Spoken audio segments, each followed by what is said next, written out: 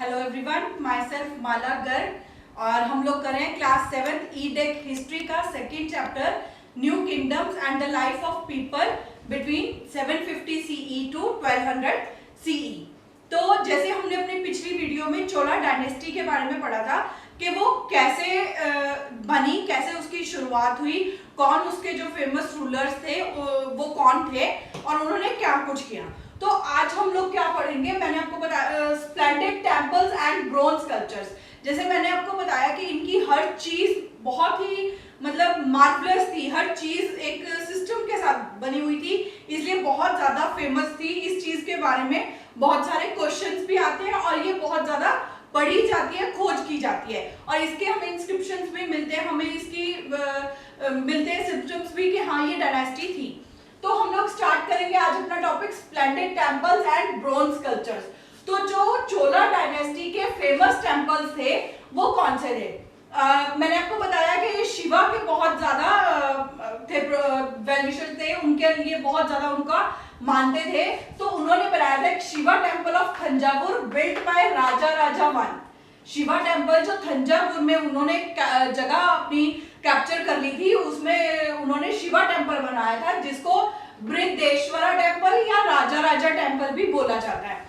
तो राजा राजा वन ने ये शिवा टेम्पल बनवाया था 1009 सीई में। इस टेम्पल की जो सबसे ज्यादा खासियत थी वो क्या बात थी कि इसका जो टावर था वो 61 मीटर हाई था और उसके ऊपर एक डोम पड़ा था, जो उसके ऊपर टॉप पे एक डोम पड़ा था जिसका वेट कितना था 81 टन।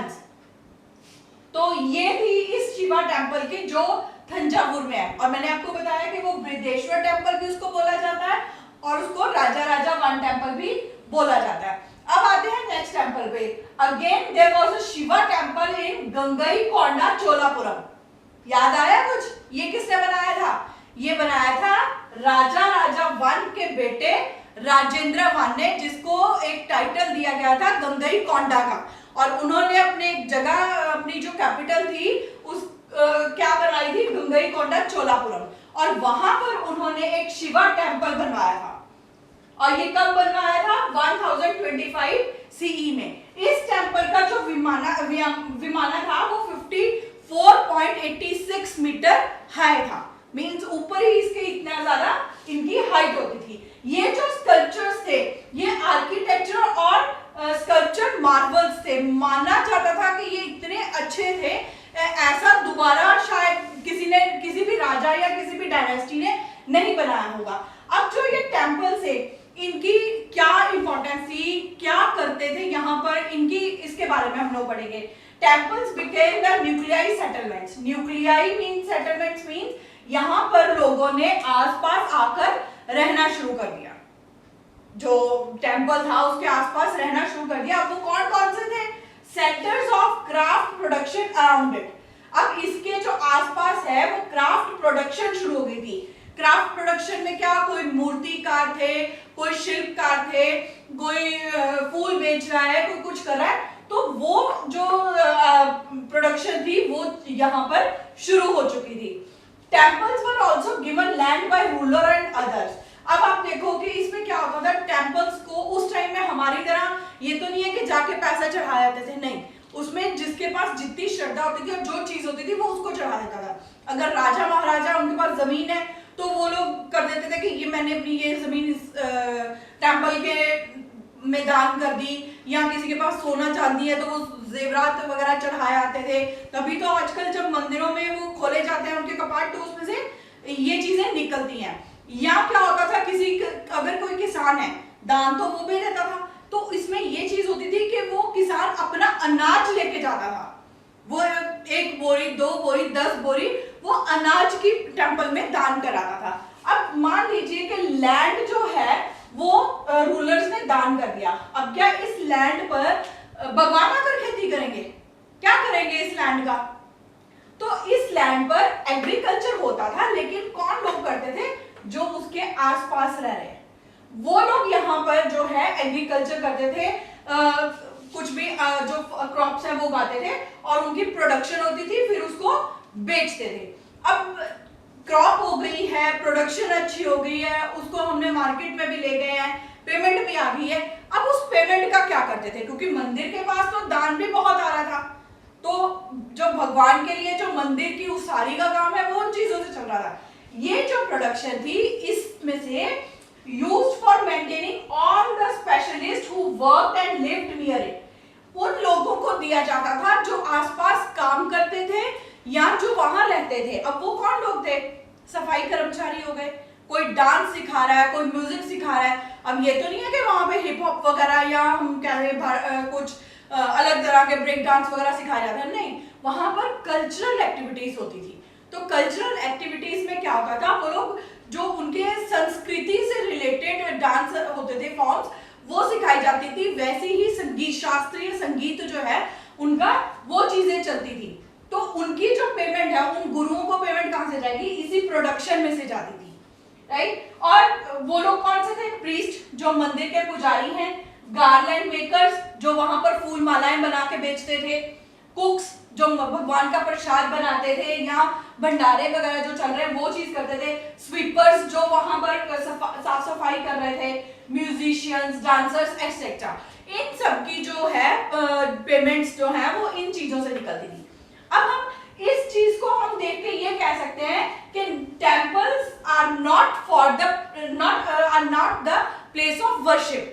ये सिर्फ भगवान जो प्लेस है, ये सिर्फ भगवान की पूजा के लिए नहीं थी। This is the hub of economic, social and cultural life. इसमें क्या चीजें चलती हैं, इकोनॉमिक, सोशल और कल्चरल लाइफ की भी लोगों की जुड़ी हुई है। किसी का रोजगार चल रहा है, किसी का संगीत की प्रैक्टिस चल रही है, तो और कोई अपनी आर्ट और अपनी क्रिएटिविटी दिखा रहा है, राइट। तो आगे देखते हैं हम लोग।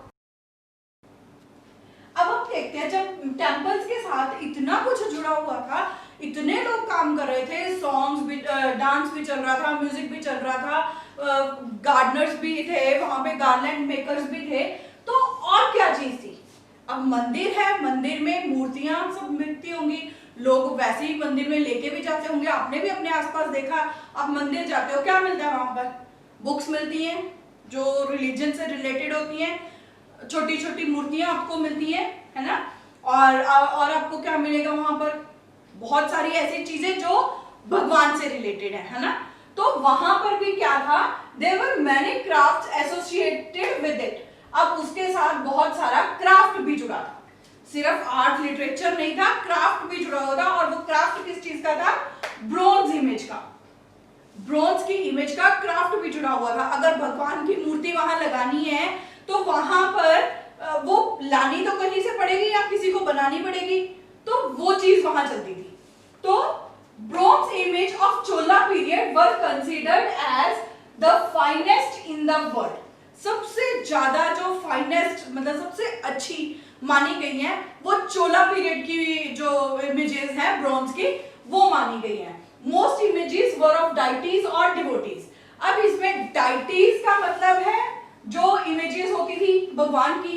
अब ये तो हमने भी देखा है, बहुत सारे टेम्पल्स में जो है भगवान की मूर्तियां लगी होती हैं, लेकिन वहां क्या होता था कि साथ में कई बार वहां पर डिवोटीज की मूर्तियां भी लगी होती थी, कि जब कोई राजा बहुत ज्यादा उनको दान दे दे या बहुत ज्यादा उनको दे दिया, तो वहां पर डिवोटीज की मूर्तियां भी, इमेजेस भी लग जाते थे, स्कल्पचर्स, के इन राजा ने ये यहाँ दान दिया है या इन राजा की याद में ये चीज मंदिर बनवाया गया, तो वो चीजें चलती थी। अब इसमें जो ब्रोंज की इमेज थी, एक तो सिंपल बनानी, अब उसमें और क्या था, lost wax process. Lost wax process क्या था, इसमें होता था एक वैक्स के पीस पर उसकी मोल्ड बनाए जाते थे। Details were made in the wax model. Wax का मॉडल बनाया जाता था, उसके ऊपर सारी डिटेल्स होती थी, क्योंकि ब्रोंज आपको भी पता है कि उसके ऊपर बारीकियां, बिल्कुल फाइन डिटेल्स बनानी बहुत मुश्किल है, तो वो वैक्स के मॉडल पर बनाई जाती थी। फिर क्या होता था, उस मॉडल का मोल्ड रेडी किया जाता था। आपने देखा होगा कैसे कैसे करते हैं, आपने कभी देखा सोप का या ब्रिक हम बोल सकते हैं, आपने ईंटें बनती देखी है, उनके पास मोल्ड होते हैं, वो सिर्फ उसको सीमेंट को उसमें डाल देते हैं और मोल्ड में डालने से उसके ऊपर नेम भी आ जाता है, आता है ना। मैं उन मोल्ड्स की बात कर रही हूँ। आप देखिए पहले एक वैक्स की मीन्स मान लीजिए बारीक फाइन डेफिनेशन देके एक मूर्ति तैयार की गई, उसकी फ्रंट रेडी की गई, तो एक मोल्ड रेडी किया जाता था। मोल्ड में क्या होता था, ब्रोंज का जो लिक्विड पिघला के डाल दिया जाता था और उसके ऊपर जो है उस वैक्स के मोल्ड को डाल दिया जाता था, और जैसे ही वो ठंडा होकर उसको निकालो तो सारी फाइन डिटेल्स उसमें आ जाती थी। तो then it is copied on bronze और स्टोन। तो उनको जो ये सारी चीजें होती थी ये कॉपी कर दी जाती थी, जो वैक्स मॉडल के ऊपर फाइन डिटेल्स बना के स्कल्पचर की रेडी की जाती थी, उसको मोल्ड में डाला जाता था, मोल्ड में ब्रोंज का लिक्विड डाला जाता था और फिर एक ब्रोंज की इमेज रेडी हो जाती थी। तो फिर इसको लॉस्ट वैक्स प्रोसेस क्यों बोलते हैं? Why lost? ये लॉस्ट क्यों था? क्योंकि उन वैक्स मॉडल्स को फिर डिस्ट्रॉय कर दिया जाता था। क्यों डिस्ट्रॉय किया जाता था? अब आपके मन में ये आ रहा होगा पहले तो ये लॉस्ट क्यों है, क्योंकि उसको डिस्ट्रॉय कर दिया जाता था, लेकिन अब अगर हम देखें तो डिस्ट्रॉय क्यों करते थे?